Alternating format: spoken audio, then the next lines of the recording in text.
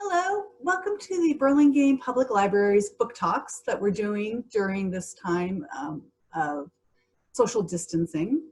My name is Cynthia, this is David, and what are you going to talk about this week, David?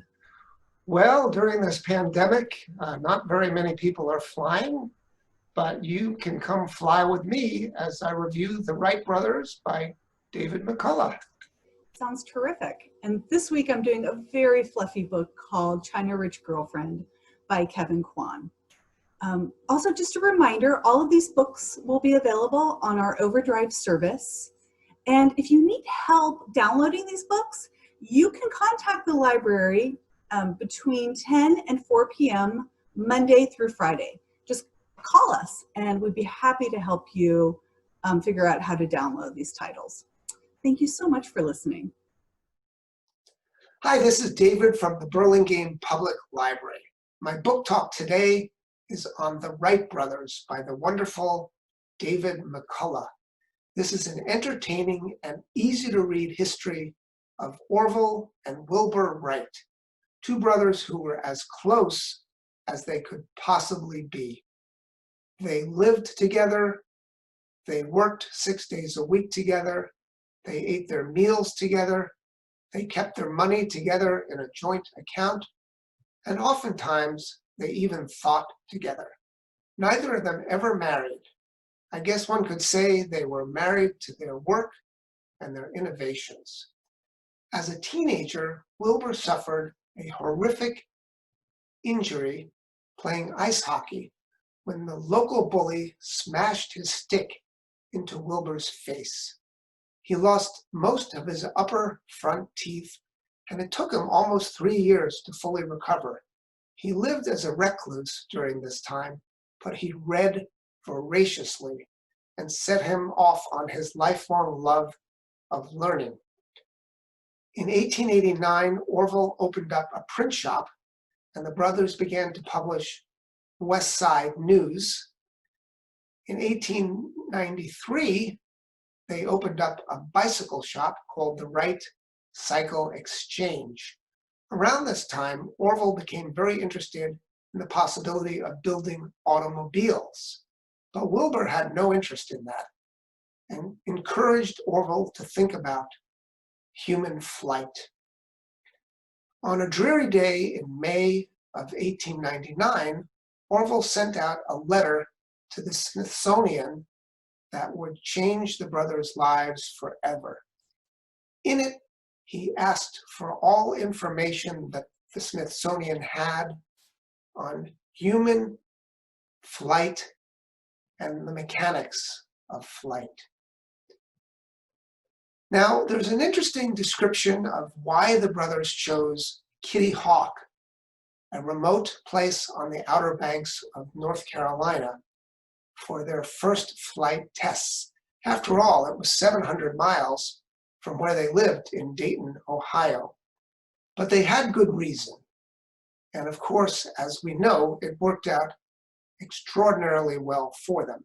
At first, they were considered eccentrics at Kitty Hawk, but the locals soon came to appreciate their very, very hard work ethic. And as they met with successes at Kitty Hawk, they turned down the opportunity for financial help from certain people who wanted to back them because they wanted to do things their own way. Wilbur contacted the War Department of the US government, offering their flight information and their planes in the service of the United States, but the government turned them down. So they ended up going to France, where they were welcomed with open arms and began to do testing and exhibitions around France. The famous one was in Le Mans, where incidentally the first woman took flight. They were paid good sums of money for their planes as they started to get contracts to build, and they also received money for prizes they received at these exhibitions in Europe. This brought them financial success and quite a lot of fame. And eventually the US government got on board and welcomed them home as heroes. And there were lots of interesting flight exhibits and exhibitions and tests around the US, including one where Wilbur flew around the Statue of Liberty. This is an excellent book. I just loved it. You do not have to be an expert in aviation. McCullough keeps the technical information at a fairly easy to understand level, and he sprinkles it in with stories about Catherine, the brother's wonderful sister, and the personalities of the two men who changed our lives forever. So this week I wanted to tell you about China Rich Girlfriend by Kevin Kwan. This is the sequel to his huge hit, Crazy Rich Asians.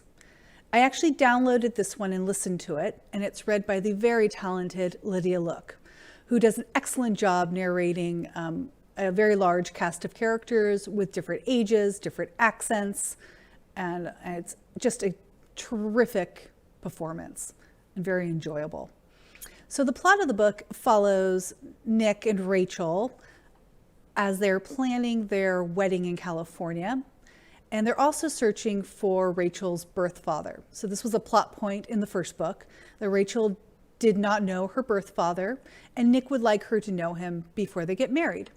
So they do discover him. His name's Bao Gaoling, and he is a high-ranking government official in mainland China, as well as the owner of a pharmaceutical company.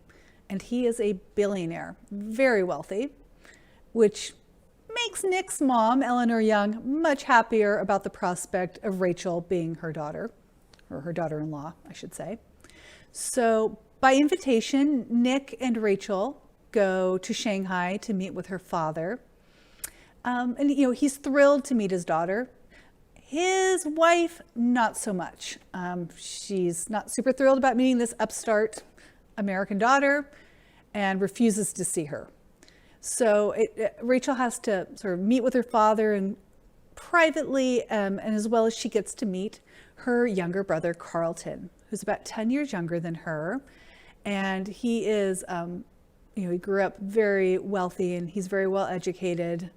And he introduces her to young Shanghai society, as well as his girlfriend, Colette Bing, who is an Instagram influencer with 2.2 million followers. And she is the China Rich Girlfriend referenced in the title.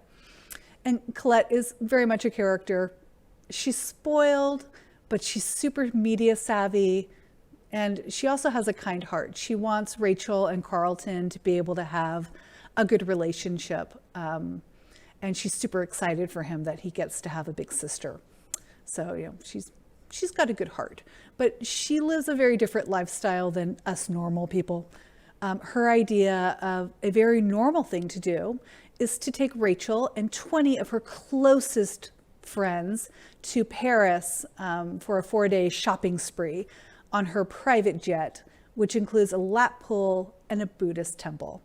So yes, the people in this book live on a very different scale than we do. It is a fun, and it's just a fun, silly read.